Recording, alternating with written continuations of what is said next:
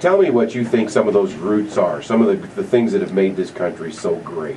Love was for one, community for another. You know, we didn't depend on the government. There was a matter of time. As a matter of fact, there was a time. I think was it Daniel Boone? Which one was the senator? Was it Davy Crockett? Davy Crockett, yeah. So he was challenged by one of his constituents for allocating money out of the Treasury that, according to this constituent, he had no business doing. And he was reprimanded severely by this constituent. And he got up and told the Senate, look, if you guys want to allocate finances to, I think it was a particular widow, if you want to do that, you need to reach into your own pocket. Because Congress is not set up to allocate funds to create a welfare system or a system that facilitates the government being a benefactor. In America, the government is not supposed to be the benefactor. In America, the government is supposed to be the servant. We're supposed to be each other's benefactors. As a body politic of Americans, America is presumed to be established on the principles of the Declaration of Independence, which I could quote, but I'll spare you.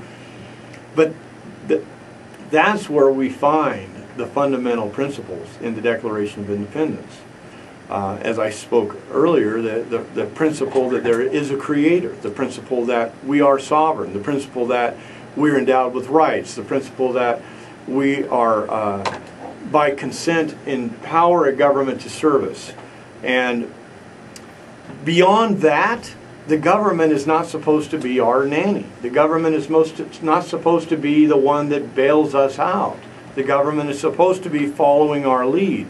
If the people squander their freedom and start becoming dependent upon a governmental system, then we ourselves are responsible for the very socialism that we're fighting against. We ourselves are responsible for putting the government into a position where it is becoming the very thing that we created a government to protect us from. America is unique in all the world. Its Constitution is unique. The principles of its foundation are unique. And if Americans would rediscover their roots and get excited and passionate about those roots, I think we would find common ground to stand on to begin to rediscover how powerful of a people that we are. And that power is going to come from unity. Jesus said a house divided against itself will not stand. Well, the antithesis of that is a house united with itself can't fall.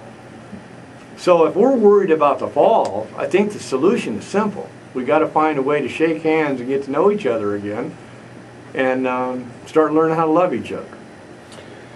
How do you feel about our country taking on a role as a nation builder, a policeman for the rest of the world? How do you feel about that?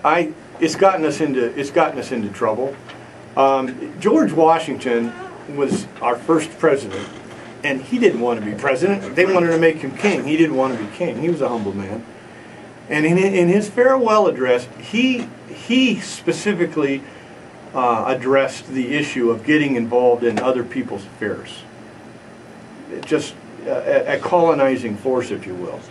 Because then if we go down that road, we end up becoming no different than the British Empire that we threw off during the Revolutionary War. We're not supposed to be in colonizing and being an empirical empire building force on the planet. America is, in the vision of the Founding Fathers, they were isolationists. And we weren't supposed to meddle in other affairs of other countries, because to do that always created a temptation to side with one, which would put us into a position of having to oppose another. And that's exactly what we've grown into. We have done the very opposite of what we were admonished by George Washington to do in his farewell address, by getting involved and meddling in other people's affairs. If we would turn our eyes back to America and pull out, you know, the bottom line is, this is my opinion, here it comes. We have to pull back. We've got to get our affairs in order. Our affairs are out of order. There is no way out of this national debt. We're going to find ourselves defaulting. And when we do, we're going to have to figure out how to recover from that, and if we don't have our troops home to protect us during that time, then we're going to be exposed and vulnerable, and we will not recognize America on the other side of the crash. So I think we need to withdraw, come home, get the troops protecting the southern and northern borders, and get ready for calamity in America. Let's talk for a moment, then we'll break for the news, about isolationism.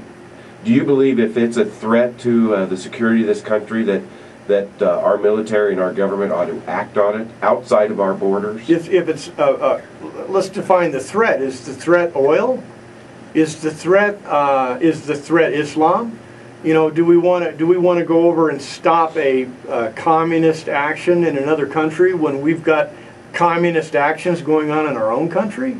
You know, are we really protecting commercial interests, or are we protecting the interests of the people when it comes to getting involved in international affairs? So the question always comes down to, what is the real impetus and motivation for getting involved in international affairs? If we would withdraw our troops, yeah, we're going to have a mess overseas. We've already got a mess. We've reached a point where we've tried to solve more symptoms. We've tried to solve symptoms rather than solving problems, and as a result, we have entangled ourselves so much in foreign affairs that we cannot extract ourselves now without creating severe damage. But in the process of doing that, we have created severe damage economically by entangling ourselves with China, by entangling ourselves with the Middle East and the oil. You know, we've run out of options at this point. And if the Middle East falls, like it appears that it will, if this movement continues over there, we need to face facts and realize that it's time to look after our children and come on home and look after America's best interest at home. In your own words, no one likes a know-it-all. No one is a be-it-all. Have we fallen into that be-it-all? We have. This is why I keep referring to America as arrogant. I don't use that term flippantly. America has become so self-absorbed, thinking of herself as the superpower, that she can't resist getting involved in other people's affairs and telling everybody else what to do. Well, we've overextended ourselves now. And now is the time to pay the piper.